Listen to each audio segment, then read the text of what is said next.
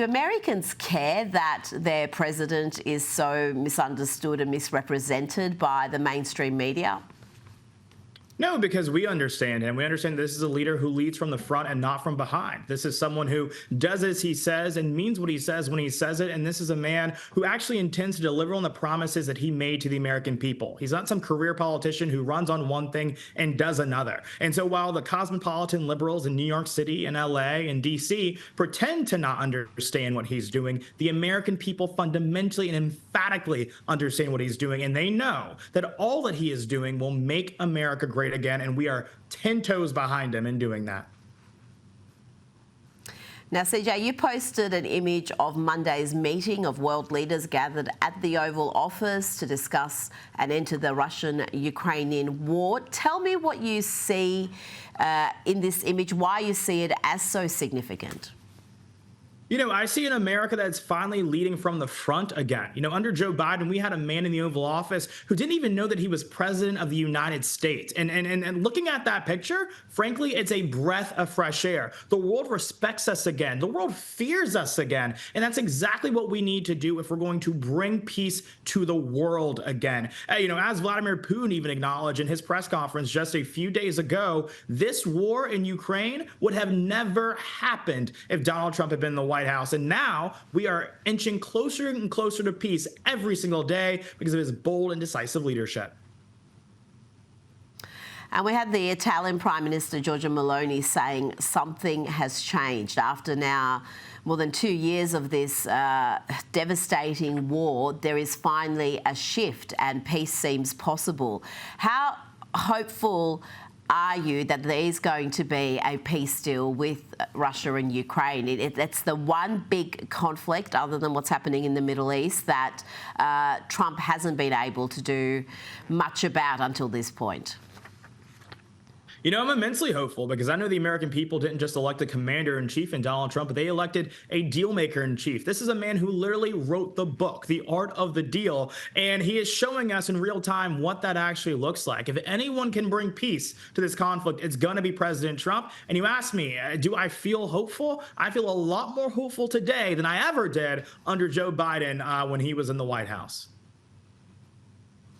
Now, I want to ask you about a saga that's involving the New Yorker, a magazine you're very well aware of, after they really did a hit piece on you, suggesting you were having some white supremacist MAGA party when they cropped out all the people of colour from the picture. But they've got another saga at the moment with a writer called Doreen St. Felix who called Sydney Sweeney an Aryan princess. Well, this supposedly anti-racist writer has in fact posted some virulently racist statements. She has said things like, whiteness fills me with a lot of hate and the Holocaust is the worst thing to happen to black people. How is the New Yorker handling this controversy?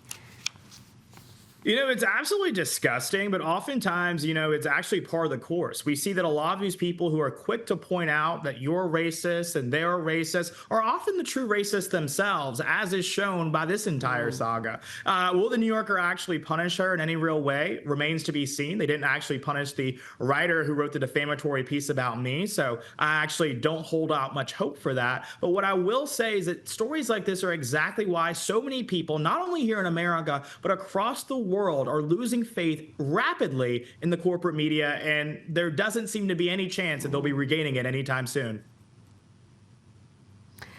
Well, it's just so blatantly hypocritical, isn't it, to hold yourself up as some sort of anti-racist warrior when you are spewing this racist diatribe on a fairly consistent fashion. There were plenty of other statements I could have quoted there. And with the New Yorker, I know you've got a legal action proceeding against them. Any update on that?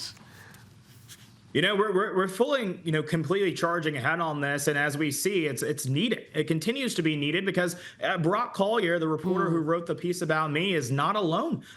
We also see that his colleagues share a lot of the sentiments, and you know what's interesting to me is that people wonder, why do these people continue to misunderstand Trump's America? Why do they continue to misunderstand, you know, the other half of this country? They don't misunderstand half of this country. They hate half of this country. And the sooner you actually realize that, it actually all makes sense about why they speak the way that they do about all of us. Now to a story in today's New York Post. They report Director of National Intelligence Tulsi Gabbard has pulled the security clearance of 37 current and former officials for the part they played in the Russian collusion hoax. CJ, this is just another step, another development in holding those who abuse public trust and deliberately push misinformation accountable.